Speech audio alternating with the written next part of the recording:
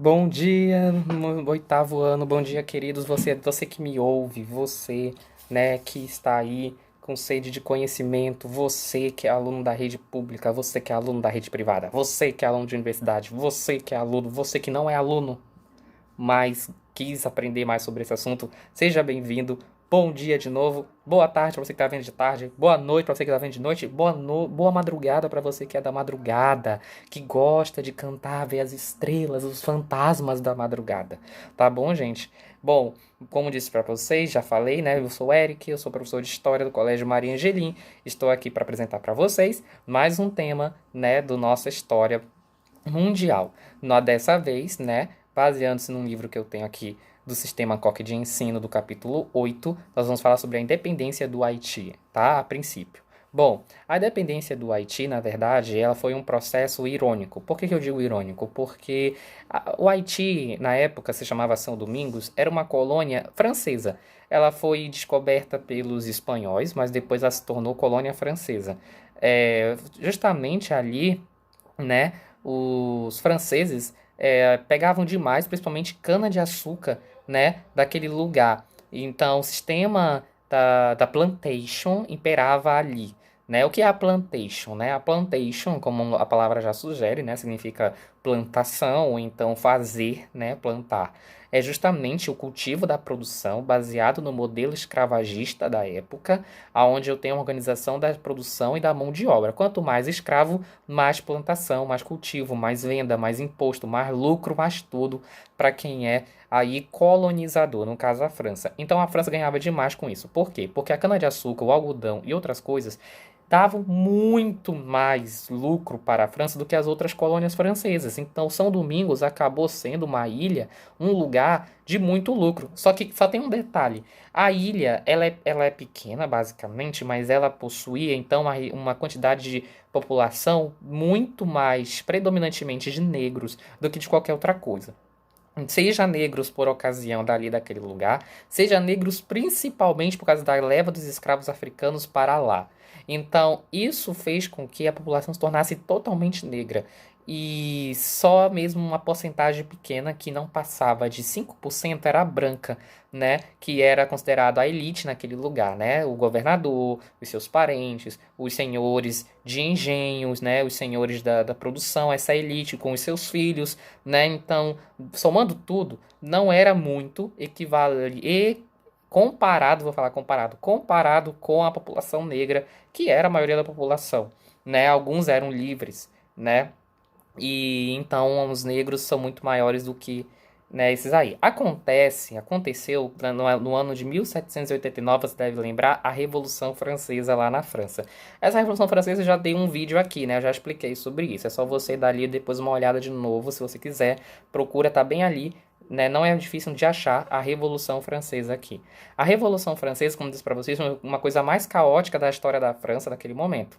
Então, justamente, né, a ideia da liberdade, da igualdade, da fraternidade, a proposta iluminista de governo, a queda do antigo regime, a queda da escravidão, foi uma pauta que foi muito abordada durante a Revolução Francesa. Então, o iluminismo acabou vindo para a América, você já deve saber, veio para o Brasil, no caso da Inconfidência Mineira, da Conjuração Baiana, e é nesse tempo entre a Inconfidência Mineira de 1789 e a Conjuração Baiana de 1798 que São Domingos no Haiti também incorpora esse pensamento. Quando incorpora esse pensamento, os escravos creem que conseguem fazer uma revolução. Eles conseguem fazer uma liberdade, eles conseguem fazer um governo dentro dos seus interesses. E aí foi isso que, aos poucos, foi abalando as estruturas do poder francês na ilha de São Domingos, porque os escravos começaram a se revoltar muito mais do que antes.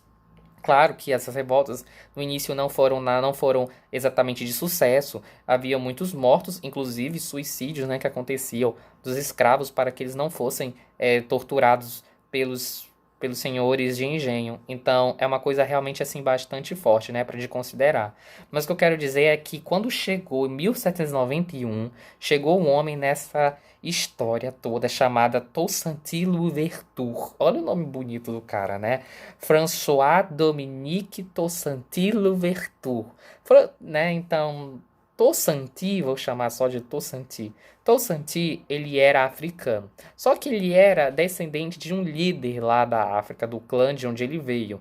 Então, isso fez com que, aos poucos, ele fosse mais letrado, ele fosse mais aquela pessoa que tem autoridade, aquela pessoa que tem mais capacidade de dirigir. Sabe aquela pessoa que você sabe que tem talento de dirigir uma situação, de resolver conflito, de liderar, de pensar, de organizar, de ter ideia?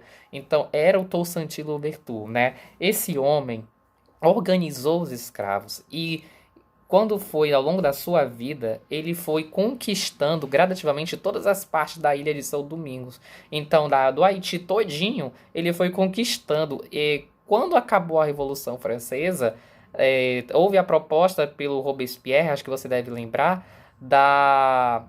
do fim da escravidão das colônias francesas. Isso acabou acontecendo e os haitianos acharam que eles iam ganhar realmente alguma coisa com isso, mas não foi de verdade oficial, não houve muito acordo, apesar de diálogo entre o Toussaint e as autoridades iluministas francesas. É incrível que o iluminismo está realmente bem ligado, né? A França acaba sendo ela mesma, né, uma uma pessoinha, um personagem que coopera para a independência do Haiti, para o caos na própria colônia, porque ela tirou a escravidão daquele lugar, né? Já teve no início diversas revoltas no processo revolucionário aí que dominava tudo o Haiti, então todos os brancos estavam sendo mortos, toda aquela autoridade estava sendo morta pelos escravos, e aí dependendo, né, os escravos conseguem, através do Toussaint, uma voz maior que se comunica com a França para que deem a eles o reconhecimento da independência e a liberdade total da escravidão, porque apesar de tudo, do processo revolucionário daquela ilha, ainda havia a prática da escravidão, havia a perseguição por parte dos colonos, né? Só que isso nunca aconteceu de fato, por quê? Porque quando chegou o ano de 1794, você deve lembrar, né, houve aí a morte do Robespierre e a chegada de Napoleão Bonaparte. Napoleão Bonaparte fez o iluminismo diferenciado, né? Para ele, o iluminismo devia ser de acordo com os interesses dele. E ele não estava interessado em abolir a escravidão. Então, ele anulou a proposta que o Robespierre havia criado lá na Convenção Nacional, de anular a escravidão, restaurando a escravidão aqui no Diretório de 94. E aí aconteceu que na Ilha de São Domingos houve um caos, assim, foi o auge da... Sabe assim, quando você tá saturado, é uma gota d'água, não tô nem mais aí e tal. E é quando o Toussaint Louverture e todo o exército que ele já havia montado, constituído, ataca mesmo e consegue aí fazer um grande temor dentro dos europeus, dos franceses, porque, gente, o processo revolucionário aconteceu na Europa. Da Europa aconteceu na América. E outra foi por escravo. Foi escravo. Quando o escravo conseguiu dominar um governo, o que que os outros escravos vão pensar ao longo da América, né? Os escravos do Brasil, os escravos da América Espanhola, os escravos... Gente, a coisa ficou muito preocupante, foi um temor muito grande, né? Por parte dos colonos, dos imperadores, dos governantes. E... Então, o que que o Napoleão Bonaparte acabou fazendo? Contendo, né, esse processo revolucionário para que ele não servisse de incentivo para outras regiões e acabasse com o problema particular da França. Então ele enviou em 1802 uma leva de um exército muito forte para o Haiti e foi quando o Toussaint foi preso e foi enviado para a França para ser julgado. Né? Lá ele também foi torturado e ali ele faleceu. Apesar do exército napoleônico ter causado medo e muita indignação por parte do povo haitiano, os haitianos conseguiram se libertar do domínio do exército napoleônico, porque conseguiu matar muitos soldados e alguns soldados fugiram já de medo, não dava mais como fazer o processo ali da recolonização daquela ilha. E aí foi quando chegou o ano de 1804 e o Haiti proclamou sua independência. É algo que gradativamente a França vai aceitando, não foi aceito de princípio, né? E esse exemplo, como disse para vocês, afetou todos os outros estados, foi de incentivo para outras revoltas que aconteceram, como é o caso da revolta dos Malês da Bahia de 1835, né, onde os escravos muçulmanos, de origem muçulmana, africana, se revoltam totalmente para ocupar aquela região de Pernambuco, aliás, da Bahia, né, também a questão de Pernambuco, né, da Revolução de Pernambuco, de 1817, e também a independência de Pernambuco de 1824, que é a Conferência do Equador.